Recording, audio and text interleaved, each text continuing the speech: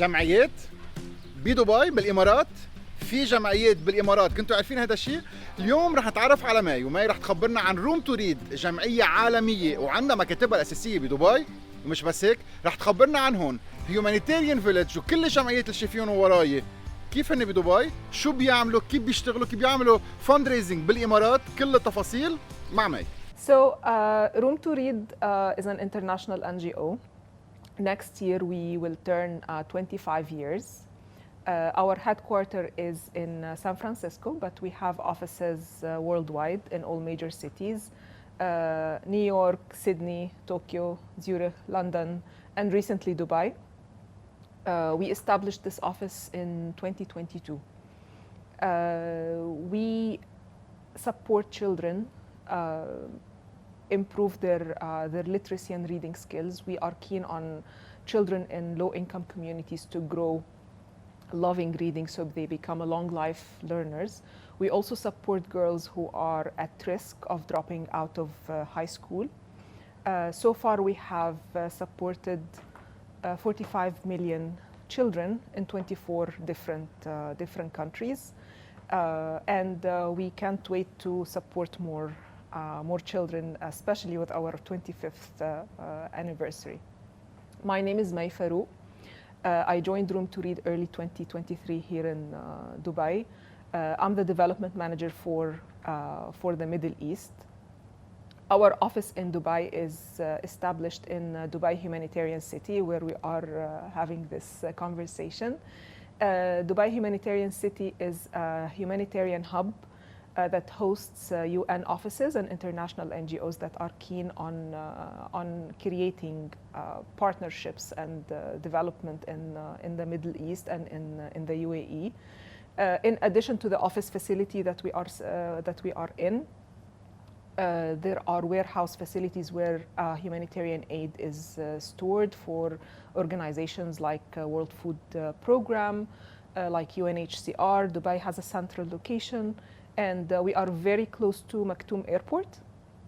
And this is why usually humanitarian aid is shipped out of the UAE so efficiently and so fast in the case of humanitarian crisis, like recently the floods in Pakistan, the earthquake in Turkey and Syria 2 years ago. So this is in a nutshell about Room to Read and Dubai Humanitarian. Our work in the Middle East started in 2017 in Jordan in collaboration with Dubai Cares. We partnered with Queen Rania Foundation, and we have established to date 63 libraries. Not only the space, we usually publish books in local languages. We are not only keen on publishing the books, we are keen on raising the standards of book publishing in the communities we work in. So we collaborate with local publishing houses, local authors and illustrators. We print books locally for cost effectiveness and to create job opportunities in the communities we support. We partner with governments, Ministry of Education, so we can conduct necessary training for teachers to make sure that our libraries are well maintained and monitored, because we are keen on measuring the impact of our work. In 2022, we started our work in Lebanon. We started with book distribution. Both Jordan and Lebanon are hosting a significant number of refugees for decades. The way refugee children resume or go back to their education is different in each country. The way it's done in Lebanon is that refugee children and out-of-school children as well, they attend non-formal education centers. This is where we started working. August 2023, we launched 15 libraries across the country. And we partnered with LOST, a local organization that do the implementation on the ground. After distributing 60,000 copies of Arabic books across the country to both public schools and non-formal education centers. Our libraries were operating until end of September this year.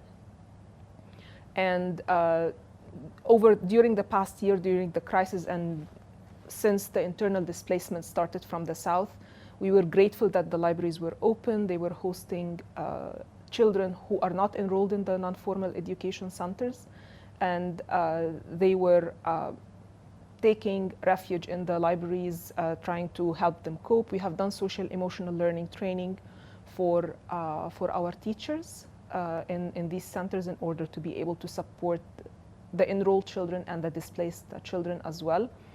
We have pivoted our operation recently because we are now supporting our partners in the shelters in the north.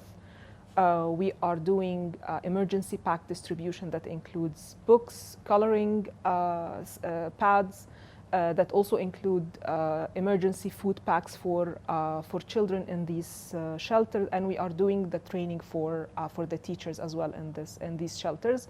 And we found that the social emotional learning we have been conducting over the past 2 years in Lebanon has really paid off, because teachers and caregivers and volunteers who worked with us over the past 2 years in Lebanon are doing an amazing job trying to keep the children engaged and reading and conducting reading sessions for them. Lots of questions, and probably we start with, why would someone think of a reading NGO? So how did the idea start, and what was the need in the market, if I can say it this way? Yeah, absolutely. Room to Read was founded by John Wood. He used to be an executive in Microsoft. The story started with him having a hiking or trekking trip in Nepal, and he came across a school that did not have any books or libraries, and the idea was born. And when you look at it, we have a lot of challenges around the world. We have poverty, gender inequality, climate change, and in the core of any solution of these problems is education. And imagine if you want to learn to do anything. I mean, I know you're passionate about food. Imagine you want to read a recipe, but you can't read. Imagine if you want to play music, but you cannot read the notes. So education and reading skills is in the core of any learning experience and in solving any worldwide problem. So this is why we focused on education and literacy, and this is how the idea of Room to Read came together. How did you choose your countries? So the Middle East, mainly Africa, the Middle East. How did you choose a country, and when did you reach a point where you said Lebanon should be on the list? We start by doing assessment, need assessment in the countries that are known to be low income, hosting refugees, or having low income communities. We are in 24 countries in Africa, in Asia, in Southeast Asia. We even have a project in South Italy as well. We have work in the US as well. So usually this will take us into several rabbit holes in order to come with a complete answer. So Room to Read is mostly privately funded. Mm-hmm. We are lucky to have a very strong very strong board of directors and regional boards, and you are friend of one of them. So we usually like to receive guidance from them on how to improve our operation, on how to conduct our work. And our Middle East regional board 2 to 3 years ago said Lebanon is going through an economic crisis, shortage in teachers. We would like to take Room to Read to that. So we did what we usually do. We did the need assessment. We started scanning the landscape for partners who can work with us, and here we are, and we are grateful that we have foot on the ground, and we are trying to be part of the solution of. So how do people connect with you? How can people interact, be part of, support? So how does it work? Do you have a board in every country? We have our global board of directors. We have regional boards. We have one for North America. We have one for the Middle East. That is, most of its members are based here in Dubai, and we hope to grow this one as well. We have our boards in APAC region as well. We have a board for the UK, for Europe. So these are our regional boards. We are very approachable. We have a global network of supporters, and partners, including corporate, multinationals, foundations. For example, here in Dubai, we're long-time partners with Dubai Cares, even long before establishing our office here. For individuals, we have also chapters of volunteers across the world, especially in cities where we don't have presence. So we're lucky to have a wide network of supporters. I'm gonna jump to the next part of questions and understanding where you are. So Yes. When we first talked, you said you're more than 70 plus organizations here in the that are part of this building or the humanitarian Yes. building of Dubai. And I was kind of astonished, shocked, or thinking Yes. of, oh wait, all I hear is Dubai Cares and Emirates Red Crescent. Yeah.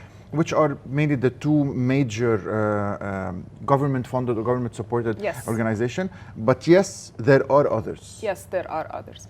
So as you were walking through the entrance of the building under the patronage of Sheikh Mohammed bin Rashid, this is an arm of Mohammed bin Rashid Global Initiatives, Dubai Humanitarian. It's a designated free zone, humanitarian hub.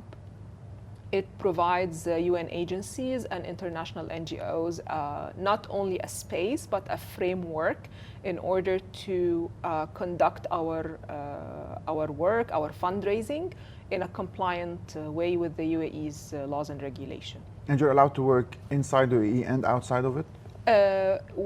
Organizations that are operating from Dubai Humanitarian are here for partnership building and fundraising.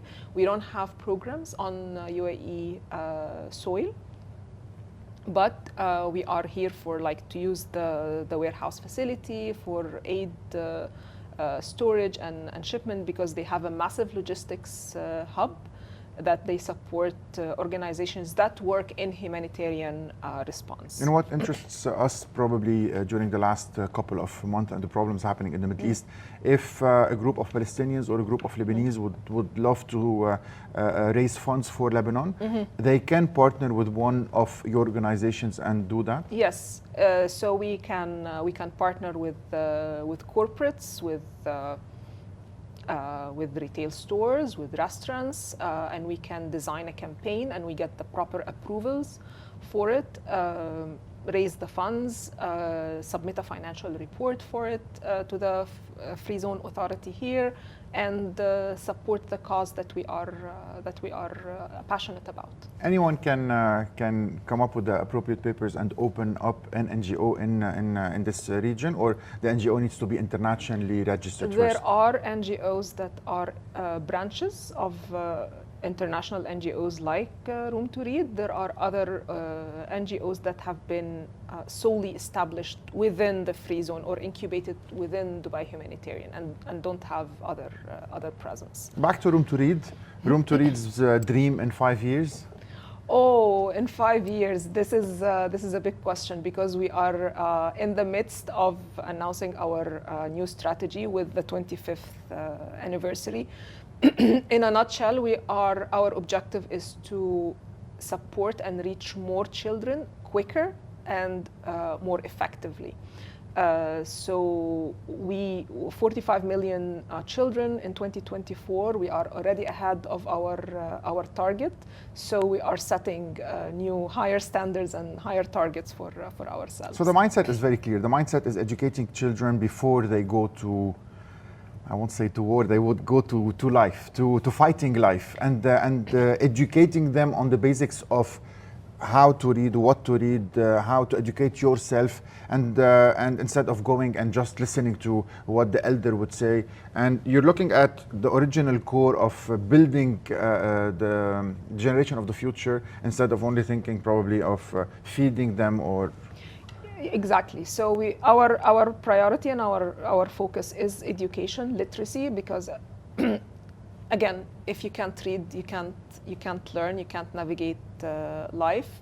And I would like also to talk more about our girls' education program, because there, unfortunately, still in 2024, there are communities where adolescent girls are at risk of dropping out of their education for various reasons, sometimes social norms, economic challenges, safety.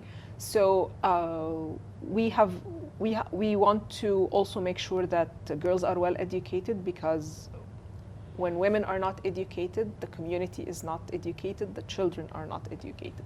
So our girls' education program covers or have several components. One is the life skill curriculum that we conduct, again, in partnership with government and in partnership with ministries of education, that we offer additional skills for adolescent girls, including negotiation skills, entrepreneurship, financial literacy, and recently we started introducing a climate change component for countries that are at high risk of climate injustice. We also work with female mentors who are locally employed, who meet with girls one-on-one to go over their challenges and give them support. We conduct workshops and sessions with community members, decision makers, in order to advocate for girls to stay in their education.